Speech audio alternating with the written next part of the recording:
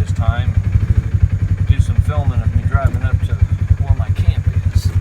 So let's keep going here and we'll see how this comes out.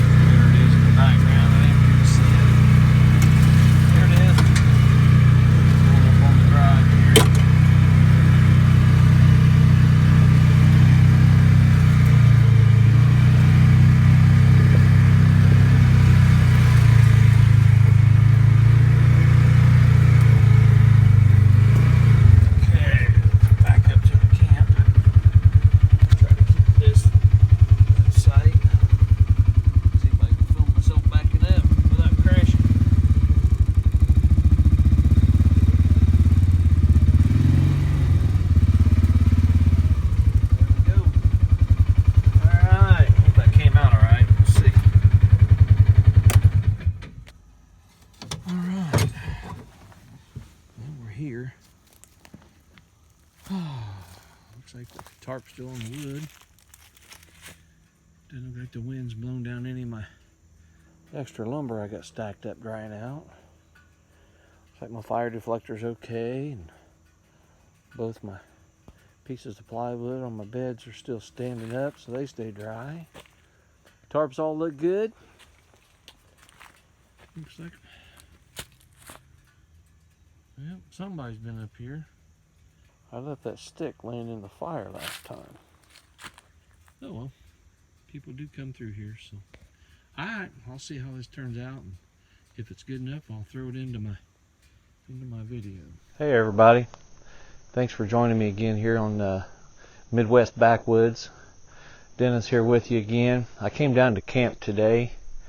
Haven't been down here much this summer. It gets awful hot down here. Up here on the hill, there's not much air moving. We got a lucky weekend here. It's about 70 degrees, nice breeze. It's been cloudy all day, so that helps a lot. humidity's supposed to go up and warm up next week, though, around the 90s. So I thought I better get down here and get the camp cleaned up, get ready for fall. As you can see, it's here in the background. There's my Ranger, and there's the camp. I've already cleaned the beds off and done some raking. Getting ready to cut some wood up and start a fire. I don't know what I'm going to do down here today. I'm not going to spend the night or anything. Sure is peaceful. Sure I'm glad to be down here again. Had a few corners of my tarps I had to put back on. I got one corner here, right here, that's blown off of this top piece here. I got to put that back on. And I got one piece over here on this corner where this cushion rag is right here. I always have to put these back on. For some reason, these two corners, they just don't like holding on too well. But it's no big deal. I figure if that's all I got to do, then I'm in good shape. Firewood's still covered up. Wind didn't blow the tarp off of that. As you can see there, it's in pretty good shape. So yeah, everything looks pretty good. Got the dirt and the leaves and the sticks raked out from the storms and stuff. And just come down and do a cleanup. I am excited, ready for fall to get here, for the cooler weather. When the cooler weather gets here, I come down here quite a bit. But like I said, when it's hot out, it's just too nasty up here. But today, it's pretty nice. So just thought I'd bring you along. Don't know what I'm going to get into here, but if it's anything exciting, I'll turn you back on. Thanks. Yeah, I was getting my stuff unloaded today, getting straightened out. I took my regular knife that I carry and took the one off my canteen pack that I hike with, and I'm going to use it starting today. It's a Gerber Strongarm. But while I was doing that, my old buddy showed up. Did it, Chato? Hi, buddy. You're a good boy. Yeah, he hadn't been up here for a good while. You know, the guy that owns this property started pinning him up when he's not home because he would go down to the neighbors and they have a swimming pool. Well, you can just imagine how that turns out. So when he's not home, he's been pinning him up. He's put on a lot of weight. But he's my little buddy. He was down here the whole time I built this place. So he knew where to find me, and I heard something coming through the woods. Really thought it was a deer. I was going to film that, but it turned out it was my old buddy Shadow. So he's going to hang out with me today. Just thought I'd show you guys that. Okay, like I said, I was going to use my Gerber Strongarm today. I'll give you a close-up of that. That's my Gerber Strongarm. I've not used it a whole lot. I usually keep it on my canteen pack for hiking. It's more of a survival knife than a bushcraft knife. So anyway, I gotta make some feather sticks. I haven't used this one before. It has a different feel for it because of the rubber handle, and it's a thin, flat handle. It's not round broomstick like my bushcraft knives, but heard a lot of good reviews about it, and for the price, this thing's indestructible. I had to pick one up. You aren't going to find a better knife for the price. They did a gauntlet review on it on YouTube. If you get a chance, watch it. That gauntlet review was just phenomenal. The things they put this knife through, cutting through steel barrel lids, and one guy was stabbing through a solid wood door with it, and then he'd pass it on to the other guy. They'd sharpen it, and this next guy do something else. It was a pretty darn good review, which is what caused me to end up buying it. But I'm just going to make up some feather sticks here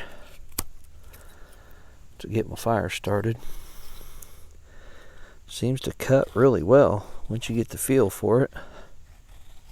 Just got to get the angle right. Has kind of a, I think it's like a saber grind to it. It's not a Scandi grind like I'm used to, so got to get used to how it cuts. But tell you what, it sure does. Once you get the angle right, it cuts really well. But we'll just cut a few of these up here, and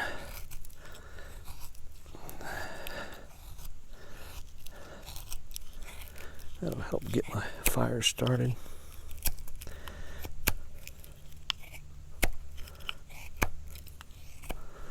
Okay. There we go. Cuts the heavier ones real well. This is fat wood, by the way. I use fat wood. It's a dried pine where the resin in the pine dries up and it becomes flammable. So it just aids in fire starting when your wood's wet, or if it's real windy or snowy or something like that. So there we go. Got some shavings. We'll put it in the fire and see if we can't get it going.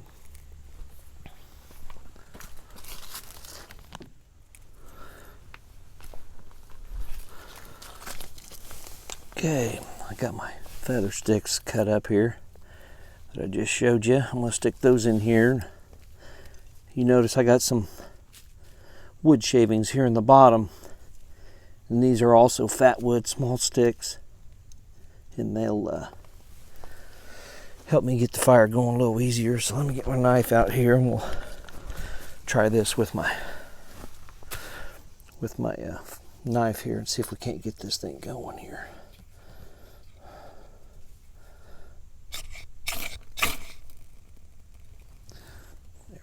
Come on, baby. Come on. There we go. We got her that time. All right. Hope my leg didn't get in the picture there. Usually it's pretty good. Pretty easy to get it started with fat wood.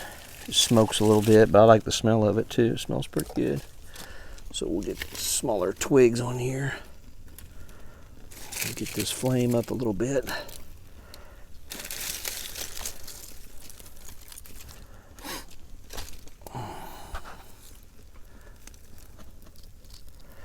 I normally have my gloves on when I do this. I don't really like getting burned, but I laid them down somewhere and I don't know where they're at. So we will do it this way for now. I'll just try to have to be careful. This smaller stuff come out of a brush pile that I cut last year, so it's good and dry. Get it going, and I'll throw some little bigger stuff on here. We should be good to go. I'll get a good base of coals here, and then I can start putting some heavier stuff on here. Here we go. It's taking off now. There we go. Whoop, that knocked it over. We won't be doing that. Okay. Okay. All right. Let that burn down a little bit, and then I'll get some bigger stuff put on it.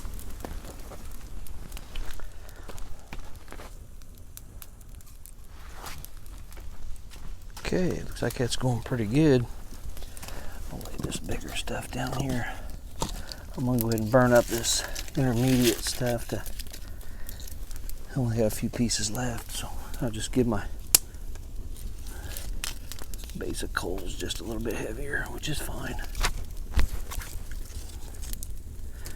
I mentioned earlier in the video that I got a new microphone and I really like it. I like the performance and the sound, but I'm running into a problem. I keep getting wound up in it, and I really got to be careful that it's not like laying in the fire or wrapped around my leg when I take off and pull my camera over, but it works real well. I may have to go to a wireless microphone of some sort. Time will tell. I'll try to throw some other stuff on here real quick.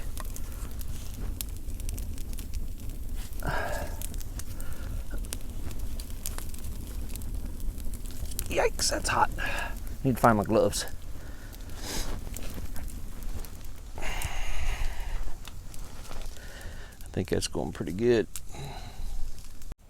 I mentioned earlier in the video that I was going to use my Gerber Strongarm today instead of my Bushcraft knife. It's more of a survival knife, tactical knife, whatever you want to call it. The reason I picked it up, as I mentioned earlier, I saw a video on YouTube. It was called a gauntlet. In the gauntlet, they tried to destroy this knife, and they couldn't do it. They'd send it to each other. I mean, like 5 or 6 different guys, and each guy would just sharpen it up and do his thing with it. And they did everything from cut steel barrels to stab solid wooden doors, normal bushcraft. I mean, but they batoned some serious wood, just beat the thing to pieces, trying to break it. Well, it wouldn't break. So I was really impressed when I saw the video. Just stumbled on it, wasn't really looking for a Gerber. But another thing that impressed me was the fact that it was made in America, in Oregon, Portland, Oregon, I believe. And it's even on the blade. Yes, Portland, Oregon. I will see if I can get this up here so you can see it. It's right here. And you can see it's got a pretty stout blade on it. It has a rubberized handle with little knobbies on here for extra grip. It's got a glass breaker on the end with a lanyard hole if you want to put leather or paracord or something on there. But yeah, made in USA. Really impressed me a lot. Like I said, it has a saber grind. Has a secondary grind at the bottom, which just makes it easier when you're ready to sharpen it. I can put it on my kin onion instead of using a whetstone. But yeah, that's what the knife looks like up close. It's got the Gerber emblem on the back. I mentioned that it has a thin, tall handle. You can see the height and how thin it is, but you can also see it has a bit of a belly here, and you can see a bit of a rise here. So it's not totally flat. I was kind of misleading when I said that. I mean, it's comfortable. It's just not broomstick round like a bushcraft knife can be, and that's what I'm used to. But yeah, this knife is really nice. I'll go over a little bit with you. It has a high carbon stainless steel blade. Now, you notice the black coating that's on it. That's to help stop with rust. Even though it's stainless steel, it still is high carbon. If you were to leave it in around a saltwater area on the coast or around a lot of moisture in the snow and didn't dry it, it may get some surface rust on it. But the black coating should stop that. That was another thing that impressed me, reason I got it. At the time, I mentioned earlier that I couldn't pass the price up, and I was right. I got this knife for 56 bucks on Amazon. Well, before I did this portion of the video, I looked it up on Amazon again, and this particular knife with the coyote handle is now $92. Ouch. I know, that's pricey. You can get the black handled one for about $69. Color handle doesn't matter. This is just what I thought looked neat at the time, so I got the coyote. If I were to be buying it now, I'd go black. Color doesn't really matter. But it is a little more pricey now, but I'm telling you, if you watch that gauntlet video, and if you're interested in the Gerber Strongarm, watch the video. I'm telling you, it is impressive. Knife will last you a lifetime, guarantee it. I'll go over the sheath here a little bit. The sheath is plastic. I don't think it's Kydex. You can see the Gerber emblem on it. It's plastic. It is MOLLE compatible. It has a backside that comes off.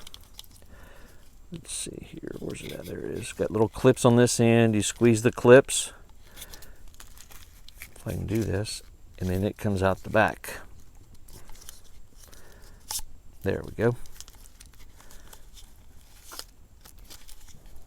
There we go. And then this will come off. So as you can see, it's got a rise in it. So you can run this on a MOLLE pack or on the shoulder strap of a backpack and then lock it back in place. You could just strap this piece onto a MOLLE strap if you wanted to, or you just do like I do and use the regular belt loop that comes with it and run it on a belt loop. I run this loop on my canteen pack and just carry it like this on my canteen. The knife snaps in very well. You can hear the click. Has a thumb detent to pull it out. Snaps in real well. Plus they've put an extra strap on here to help hold it in. Very secure. Not going to come out on you. So yeah, it's a really nice setup. Also has lanyard holes on it. If you want to use paracord and strap it to something, you could tie it to anything you want. I even thought about tying it to the roll cage under the roofing on my Ranger. So I may do that sometime. I don't know where it's going to end up, but it just has a lot of different ways of mounting, which makes it nice. So I just got to thinking a minute ago about what I mentioned earlier about how good a deal it was, and I just wanted to put a section in here and let you know that I did look it up, and it is a lot more expensive now.